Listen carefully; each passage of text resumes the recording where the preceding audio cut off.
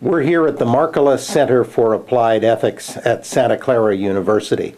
I'm Kirk Hanson, the Executive Director of the Markkula Center, and with me is Dr. Margaret McLean, who has done work on the ethics of pandemic flu and dealing with pandemics from a governmental and health point of view.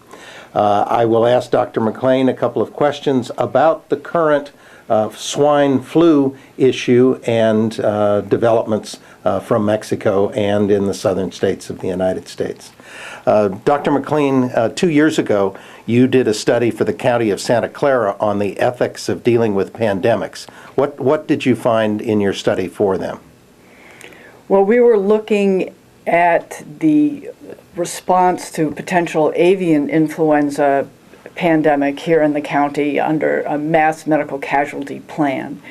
And the thought was that one needs not only to address the public health and medical issues, but also the ethical issues. So I spent some time looking at what is the ethical risk in our response to pandemic flu. And the first kind of principle that came out of that study was that being prepared for a pandemic is ethically mandated. And being prepared in a sense not only of medical preparedness and public health preparedness, but also the ability to manage ethical risk. In the current swine flu development of the last couple of days, are there ethical issues in dealing with this swine flu development that are important? There are some current ethical issues, and there will be ethical issues that may come upon us as the story and the infectivity develops. And so, the first set of issues one thinks about now are mostly in terms of the ethics of communication. How is the pandemic being communicated to the public? Who are the spokespersons? What kind of information is being given? Is it sensationalized? Is it accurate? And so right now the concern is for the media and their presentation of the information, and then also for the government spokespersons who are, the kind of public face of the Centers for Disease Control and the public face of Washington in terms of the American response. Did Janet Napolitano get it right yesterday in her announcement of a public health emergency? I think she did. I think she was measured and appropriate to, the stage of development that we were at that time. Mm-hmm. Are there ethical issues around how the authorities decide to close schools or keep them open or screen everyone who comes back on a plane from Mexico? There were these images of people with the masks on getting off the planes from Mexico. There certainly are ethical issues there for a country, a citizenry who values autonomy and our ability to make our own decisions. Any limiting mandates become huge concerns for ethics. Mm-hmm. And one wants to have a measured response that protects the community without overly burdening the individual. So closing down the crowd for a soccer game might be harder in the United States with our ethics than it would be in Mexico with its ethical culture, which perhaps doesn't emphasize liberty and freedom as much as ours does? Possibly.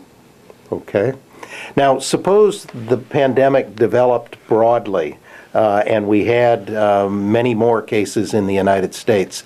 Would there be issues around triage, who gets treated, how we would allocate the Tamiflu or the respirators or other things? How would that be dealt with, and is that an ethical issue?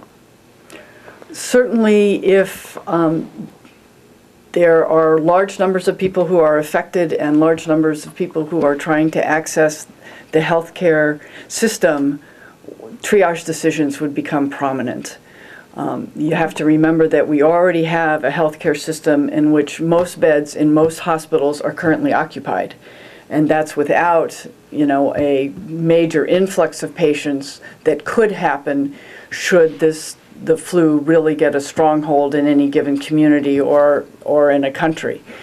And so then your list of ethical concerns really gets the ethical concern that gets highlighted are triage decisions, the decisions about who gets treated, how they get treated, and what principles are you going to use for making those decisions. Does that change in the time of a pandemic? We normally treat the person who's sickest or the person who can benefit most from the treatment. Are those principles going to be held as important by the CDC or other authorities in the United States if we have a full-blown pandemic? Well, the CDC in 2007 issued a report about ethical and medical preparedness for pandemic flu. And in that report, they suggested that we actually change those triage criteria. So now if you are, taken into the emergency room, they're going to look at primarily at the two criteria that you mentioned, and that is, if they have to make choices because they have more patients than they have beds, they're going to try to, treat the person who can benefit the most, and the person who is in fact at the most risk. The CDC, when they were starting to talk about pandemic flu, said that those principles were inadequate.